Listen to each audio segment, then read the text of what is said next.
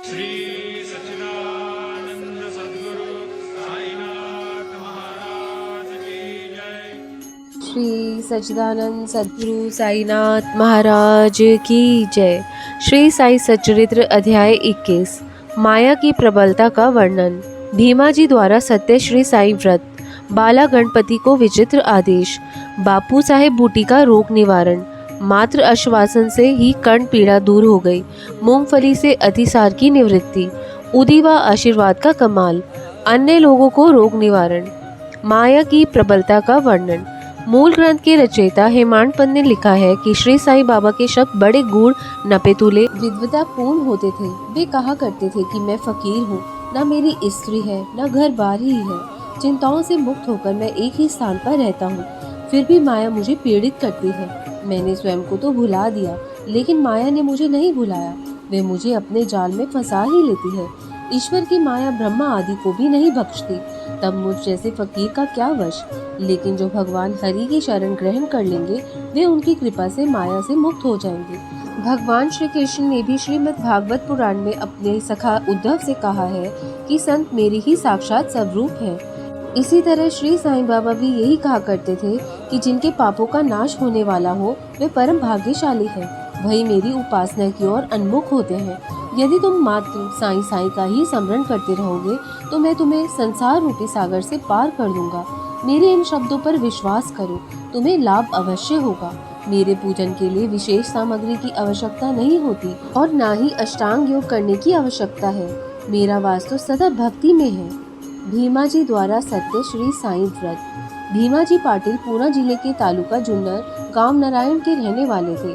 सन 1909 में उनके वक्ष स्थल में पीड़ा होने लगी, जो आगे चलकर क्षय रोग में परिवर्तित हो गई। उन्होंने काफी उपचार करवाया, लेकिन लाभ नहीं हुआ। आखिर हताश होकर उन्होंने भगवान से प्रार्थना की कि हे प्रभु, मुझ अनाथ की मदद करो। यह सत्य है कि मनुष्य भगवान को तभी याद करता है जब वह दुखी होता है, लेकिन जो भगवान का सदैव स्मरण करता रहता है, वह कभी दुखी नहीं रहता। इसलिए कबीर ने कहा भी है कि दुख में सुमरन सब करे, सुख में करे न कोई। जो सुख में सुमिरन करे, तो दुख काहे को होए।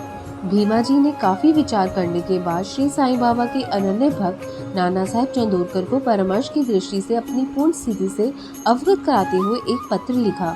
जवाब में नाना साहेब ने लिखा कि श्री साईं बाबा के शरणागत होने के अतिरिक्त अब कोई उपाय नहीं है। नाना साहेब के वचनों पर विश्वास कर उन्होंने शिरडी के लिए तैयारी की। साथ में परिजन भी थे। उन्होंने उन्हें शिरडी में लाकर मस्जिद में लिटा दिया। नाना साहेब व श्यामा भी उस समय वहीं मौजूद थे। भीमा जी की स्थिति को देखकर बाबा बोले कि ये पिछले जन्म के दुष्कर्मों का फल है, इसलिए मैं कोई झंझट मोल नहीं लेना चाहता। भीमा जी ने श्री साईं बाबा के मुख से जब ऐसा सुना, तो वे करुण स्वर में बोले कि बाबा, मैं बेसहारा हूँ, आखिरी आशा लेकर आपके श्री चरणों में आ पड़ा हूँ। मैं दया की भीख मांगता हूँ। हे दीनों के शरणदाता, आप मुझ पर दया करें।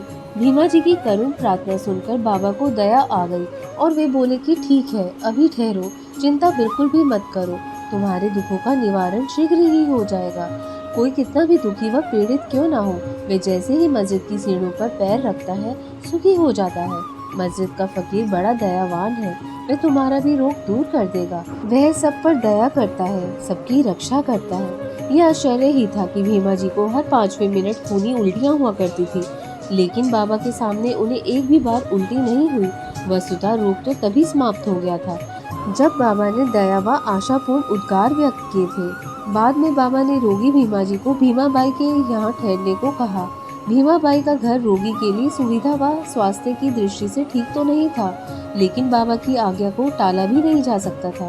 भीमाबाई के घर रहते हुए भीमा जी को बाबा की कृपा से 2 बार स्वप्न आया। पहली बार भीमा जी ने देखा कि वे विद्यार्थी के रूप में हैं। कविता कंठस्थ न होने के कारण अध्यापक द्वारा उन्हें बेंच से पीटा जा रहा है। उस पिटाई से उन्हें बड़ी पीड़ा हो रही थी। दूसरी बार के स्वप्न में उन्होंने देखा कि कोई अज्ञात व्यक्ति उनके हृदय पर नीचे से ऊपर, ऊपर से नीचे की ओर पत्थर घुमा रहा था और वे पीड़ा का अनुभव कर रहे थे। वास्तव में वे स्वप्न उनके रोग समाप्ति के सूचक थे। इस प्रकार श्री साईं बाबा द्वारा भीमा जी का रोग निवारण किया गया। फिर वे घर लौट गए। उसके बाद से वे कभी कभार शिरडी आते और श्री साईं बाबा के दर्शन करते। रोग निवारण के बाद भीमा जी की श्री साईं बाबा में निष्ठा बढ़ गई। फलतः वे सत्यनारायण व्रत के स्थान पर सत्य साईं व्रत करने लगे। बाला गणपति को विचित्र आदेश। बाला गणपति दर्जी थे। एक बार उन्हें जीर्ण ज्वर हो गया, फलस्वरूप वे सूखकर कांटा हो गए। काफी उपचार कराने के बाद भी उनका ज्वर ठीक नहीं हुआ। आखिर उन्होंने भी शिरडी पहुंचकर श्री साईं बाबा की शरण ली। बाबा ने उन्हें देखकर विचित्र आदेश देते हुए कहा कि लक्ष्मी मंदिर के निकट काले कुत्ते को दही चावल खिलाओ। बाला गणपति घर गए और वहां से चावल व दही लेकर लक्ष्मी मंदिर पहुंचे। वहां उन्हें पहले से ही एक कुत्ता दुम हिलाता नजर आया। उन्होंने उसे चावल दही खिलाया तो वह तुरंत दोनों चीजें चट कर गया। उसके बाद बाला गणपति का जीर्ण ज्वर हमेशा के लिए खत्म हो गया। बापू साहेब बूटी का रोग निवारण। बापू साहेब बूटी, जिनका पुण्य में भी वर्णन हो चुका है, एक बार अम्ल पित्त रोग के शिकार हो गए। उन्होंने काफी उपचार करवाया लेकिन कोई लाभ नहीं हुआ। उनकी एक छोटी अलमारी सदैव दवाइयों जड़ी बूटियों से भरी रहती थी। रोग के कारण वे दिन पर दिन पतले होते जा रहे थे। कमजोरी इतनी आ चुकी थी कि वे मस्जिद जाकर बाबा के दर्शन भी नहीं कर पाते थे। एक दिन बाबा ने उन्हें बुलवाया और पास बिठाकर कहा कि सावधान, अब कभी तुम्हें दस्त नहीं लगेंगे। फिर उंगली उठाकर बोले कि उल्टियां भी अवश्य ही रुक जाएंगी।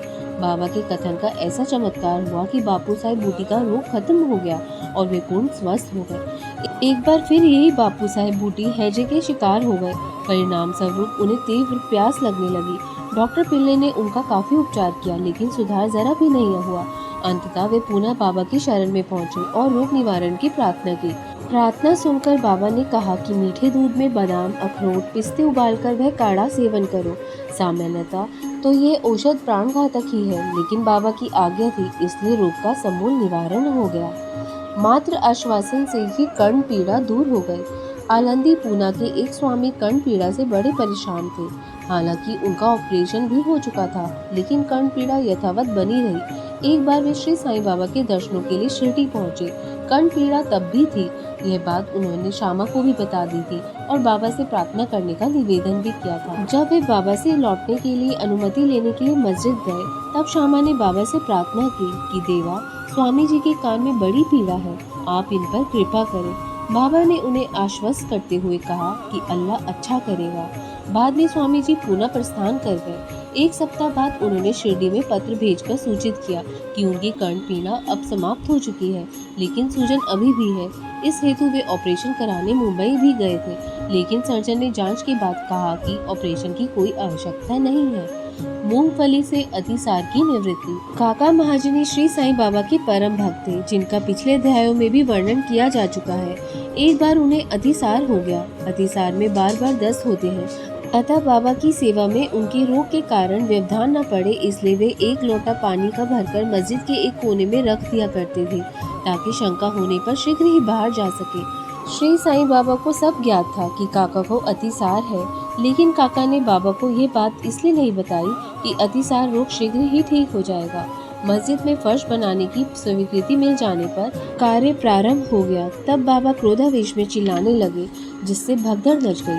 लेकिन जब काका भागने लगे तो बाबा ने उन्हें पकड़कर अपने सामने बिठा लिया। इस अफरा तफरी में कोई व्यक्ति मूंगफली की एक छोटी थैली वहीं छोड़ भागा। बाबा ने उस थैली में से एक मुट्ठी मूंगफली के दाने निकाले और छीलकर काका को खाने के लिए दे दिए। बाबा ने स्वयं भी कुछ दाने खाए। जब मूंगफली के दाने खत्म हो गए तब बाबा बोले कि मुझे प्यास लगी है, जाओ जरा सा जल ले आओ। काका गए और एक घड़ा जल भर लाए। उसमें से दोनों ने जल का सेवन किया। इसके बाद बाबा बोले कि तुम्हारा अतिसार खत्म हो गया है, अब तुम फर्श का कामकाज देख सकते हो। कुछ देर बाद जो लोग भाग गए थे वे वहीं लौट आए और फर्श का कार्य फिर से शुरू हो गया। यदि देखा जाए तो मूंगफली से अतिसार समाप्त नहीं होता बल्कि बढ़ता है, लेकिन ये बाबा का चमत्कार ही था। इस लीला को भला कौन जान सकता है। उदी व आशीर्वाद का कमाल। हरदा निवासी दंतोपंत पिछले 14 साल से उधर पीड़ा भोग रहे थे। उन्होंने काफी उपचार भी करवाया लेकिन कोई लाभ नहीं हुआ। इधर श्री साईं बाबा की कीर्ति धीरे धीरे सर्वत्र फैलती जा रही थी। उन्होंने भी श्री साईं बाबा के बारे में सुना कि बाबा की कृपा दृष्टि से ही रोग ठीक हो जाते हैं, तो एक दिन वे भी शिरडी पहुंचे और बाबा की शरण ली। बाबा ने दत्तोपंत को प्रेम पूर्ण दृष्टि से देखकर उन्हें आशीर्वाद दिया और मस्तक पर अपना वरद हस्त रख दिया। बाबा का आशीर्वाद व उदी ग्रहण करके वे पूर्ण स्वस्थ हो गए। फिर भविष्य में उन्हें कभी कोई रोग नहीं हुआ। अन्य लोगों का रोग निवारण।